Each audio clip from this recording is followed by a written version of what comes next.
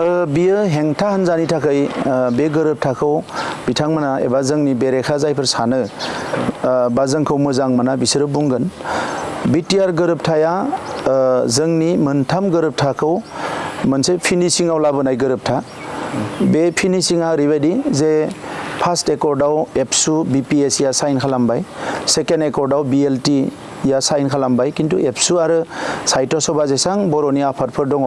बिसोरो letter of support होबाय third एकर्डआव जोंहा मोनसे थाबोबाय थादोंमोन एनडिबिआ फैबाय आरो एबसुआबो जयै बिखौ सागान होबाय लोगोसे इउबिपिअ जायनिखि जोनोम जादोंमोन बड'लेण्डनि बाहेरनि बर' फिसाफोरनि राजखान्थि मोनथायनि थाखाय बे इउबिपिअआ जयै जोङो साइन होबाय आरो बेवहाय मोननै काउन्सिल बिटिसिआ दंखायोमोन बेखौ मोर पावार होनानै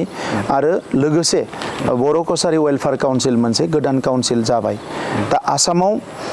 बर' हारिया फार्स्ट मोननै काउन्सिल मोननो हादों दा बे जाबाय बिटिआर एकर्डनि फिथाइ लोगोसे एनडिबि जायनिखि 1986 निफ्राय जों मिथिनायब्ला सोमावसारनायखौ जागायदोंमोन बिथांमोननि सोमावसारनाया नैबे एकर्डनि गेजेरजों मोनसे फिनिशिंआव फैबाय बे एकर्डनि गेजेरजों जे जाय जोंहा संकष्ट सदिया गोदो बै समाव जेला रायजो बिजेनो बै समनि जोंनि सिमाखौ बिथांमोना सानदोंमोन दा बे संकष्ट सदियाखौ जिहेतु प्रेक्टिकेल नंला होननानै भारत सरकार आसाम सरकारा गनायाखै नैबे थामथि गोरोबथानि गेजेरजों गहपुरसिम गामिफोरखौ सोसननानै जोंनि सिमाखौ बारायनायनि थाखाय अलरेडि मोनसे रड मेप बानायनाय जाबाय दा बियो बेसेबा गिदिर मोनसे एचिभमेन्ट जोंनि सिमाङा बड'लेण्ड दा दिनै बेवहाय बे बड'लेण्डखौ जोङो जेरैबायदि रोखोमाव मोननो हादों बे बड'लेण्डनि सिमाखौ अर होनाया फार्स्ट आरो सेकेन्ड एकर्डआव गैयामोन नाथाय थार्ड एकर्डआव फैबाय बिदि होनानै आं फार्स्ट एकर्डखौ सेकेन्ड एकर्डखौ मालाबाबो सोंखारिया मानोना बेबो बर' हारिनि थाखायनो जानाय एकर्ड नैबे जि थामथि एकर्डआव जोङो इनफ्रास्ट्राक्चार बानायनो थाखाय बेवहाय इउनिभार्सिटि नांगौ एनआइटि नांगौ बेफोरखौ बेयाव सोजोबनाय जादों माखासे इन्डास्ट्रिनि बाथ्राफोरखौ बेवहाय सोनाय जादों बर' रावनि बाथ्राखौ बेवहाय सोनाय जादों दा बे गोबां बिथिंफोरखौ नायनानै बे एकर्डखौ खालामनाय जादों दा बे एकर्डनि गोबाङानो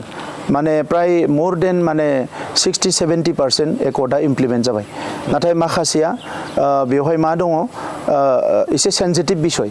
दा बे सेन्सिटिभ बिसयफोरखौ जोङो सानसेयावनो जानांगौ होननानै सानाखै बे लासै लासै जाथों जे माखासे सेन्सिटिभ बिसयफोरखौ एबा सेन्सिटिभ साबजेक्ट्सफोरखौ जोङो थाबैनो खालामनानै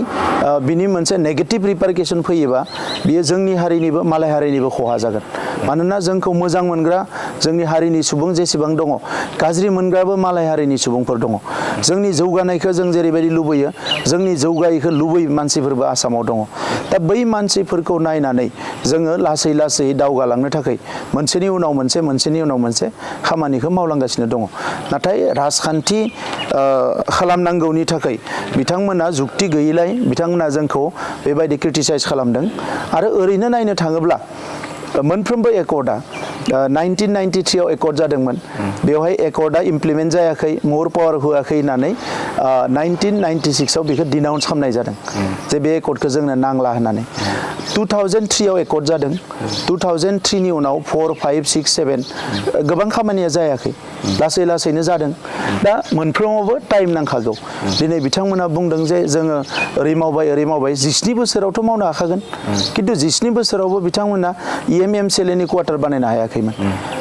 2003 सननिफ्राय बोसोरथाम बोसोरब्रैखौथ' बिथांमोनाबो अफिसखौ बै आगोलनि BScनि अफिसावसो जिरायनो गोनां जादोंमोन सेक्रेटारियाटआ 2010 आवसो जादों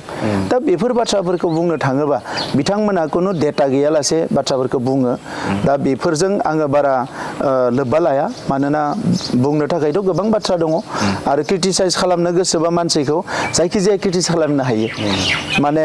मोनसे सल' दङ 21 लानजाय गोनां एन्जरनि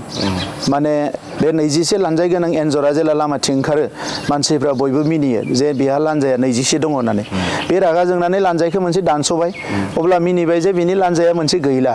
आरो मोनसे दानस'बाय आरो बे मिनिबाय मोनसे गैला दा दानस'यै लास्टआव बे दोंसेल' लाखिबाय अब्लाबो बेखौ मिनिबाय दोंसेल' औ बे 21 लानजाया बोरै बिनिया दोंसेल'सै अब्ला बियो दोंसेखौ दानस'बाय अब्लाबो मिनिबाय जे माथो बेयो दोंसेखौबो दानस'बावबाय होननानै स' दा मानसिफ्रा मिनिनो थाखाय जे क्रिटिसाइज क्रिटिसाइज खालामनोल' सानोबा गोबां खालामनो हायो नाथाय कनस्ट्राक्टिभ मा सोरजिनो दिनै जे जोङो गोबां मिशनसफोरखौ लादों